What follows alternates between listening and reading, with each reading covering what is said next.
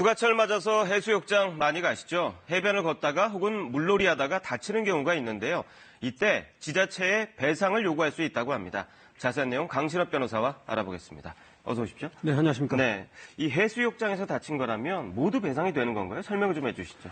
해수욕장 중에서 250개 정도가 지자체가 운영합니다. 네. 그러니까 지자체가 운영하는 것이 아니고 만약 개인이 운영하는 것이라면 그 개인을 상대로 이제 손해배상 책임을 물어야 되는 것이고요. 네. 지자체가 운영하는 것이라면 그 국가배상법이라고 있습니다. 네. 여기에 제5조에 의하면 그 시설물 그러니까 영조물이라고 이제 거기는 표현이 돼 있는데 네. 이 공공시설물을 잘못 관리 감독했을 때 거기에 대해서 책임을 지도록 해놨거든요. 그래서 네. 만약에 해수욕장 모래 속에 유리라든지 뭐 이런 것들이 있어서 뭐 그렇죠. 찔렸다든지 내지는 파라솔이라든지 뭐 부표, 튜브 이런 거 있지 않습니까? 네. 뭐 튜브가 터진다든지 여러 가지 그 사고가 있을 수 있겠죠. 뭐 이런 네. 경우라든지 내지는 안내 표지판을 잘못해놨다든지 또 안 했다든지 뭐 이렇게 시설물을 잘못 운영을 해서 사고가 났을 때에는 이 지자체를 상대로 책임을 물을 수 있다 이런 얘기입니다. 네, 혹시 어떤 서류들이 필요한가요? 아무래도 이제 영수증, 치료 네. 영수증이 있어야 되고 사고가 났다고 하는 그런 어떤 자료 뭐 이런 네. 것들이 필요하겠죠. 네. 그런 걸 가지고 지자체라든지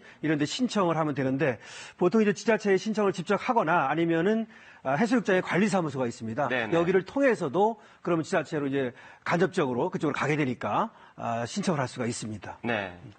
또 바닷가에 또 뭐 자주 나타나는 게 해파리잖아요. 네. 그리고 최근에 제주에는 상어가 나타나기도 했고요. 네. 이렇게 해파리나 상어 때문에 다쳤다면 이것도 배상을 받을 수 있나요? 이제 해파리나 상어가 나타났다 그러면은 그거는 지자체가 운영하는 해수욕장에서 그 안내를 제대로 해야 되겠죠. 네. 그러니까 입역 통제를 한다든지 네. 내지는 뭐 금지를 한다든지 또는 네. 안내를 제대로 해야 될 텐데 이걸 제대로 못했다 그러면 그거는 이제 국가배상법에 제2조가 있습니다. 네. 제2조는 공무원의 고의 과실에 대해서 책임을 묻는 겁니다. 네. 그러니까 안내를 잘못했다거나 내지는 통제를 안 했다 그러면 공무원이 지자체가 이제 공무원 아닙니까? 네. 지금 일하는 사람들이 그러면 거기에 대해서도 책임을 물을 수가 있습니다. 네.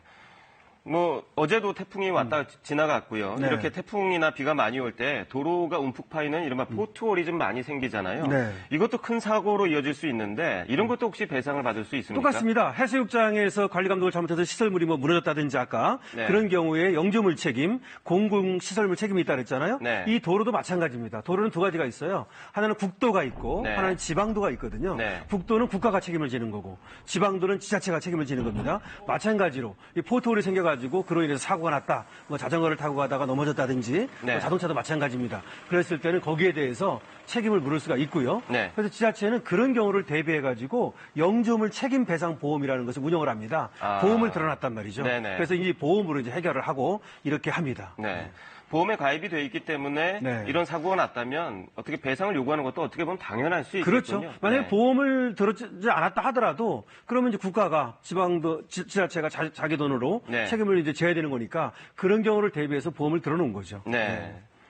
뭐 태풍 얘기 잠깐 네. 했습니다만 태풍으로 인한 피해도 꽤 많이 발생하잖아요. 이런 것도 지자체나 정부에서 배상을 받을 수 있나요? 태풍은 좀 다릅니다. 네. 아까 제가 국가배상법 제2조는 공무원의 고의 과실이 있을 때 책임을 지는 거라고 그랬죠. 네. 국가배상법 제5조는 영조물, 네. 공공시설물을 관리 감독을 잘못했을 때 책임을 지는 겁니다. 네. 그럼 태풍은 거기에 해당하지 않죠. 그러니까 원칙적으로 국가배상 책임이 없다. 이렇게 볼 수 있는데요. 네. 다만 손실 그 손해배상 말고 네. 손실 그 배상이라 해가지고 손실 보상 그런 경우에도 이 지자체가 일부 책임을 져줍니다. 네. 그러니까 원칙적으로 책임은 없지만 이 국민에 대한 어떤 어떤 보상 차원에서 그런 네. 것들을 해주고 있는데 만약에 전파가 됐을 때는 최대 900만 원까지, 네. 반파가 됐을 때는 450만 원까지 이렇게 이제 좀 국가에서 또는 지자체에서 보조를 하고 있습니다. 네. 이거는 이제 국민재난안전 포털에 가가지고 신고를 하거나 자기가 사는 뭐 시, 군, 읍 이런데 거주지에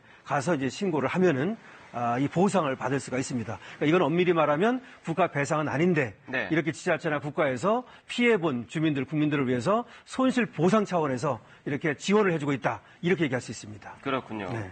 이 마지막으로 이 태풍 같은 자연재해 네. 대비하기 위한 보험들도 따로 있잖아요. 네. 이런 것들도 꽤 유용할 것 같은데요. 그렇습니다. 이제 풍수해보험, 풍수재해보험이라고 있어요. 네. 그래서 이것을 운영하고 있는데 이거는 지자체라든지 정부에서 많은 부분을 이 보조를 해주거든요. 네. 최대 34에서 92%까지 지원을 해줍니다. 그러니까 자기 돈 얼마 안 들이고도 이 보험을 들을 수 있는 거죠. 그러네요. 이런 거 들어놓으면은 나중에 혹시라도 어떤 태풍이 온다든지 재해가 벌어졌을 때 네. 이제 그 보상을 받을 수가 있게 되는 거죠.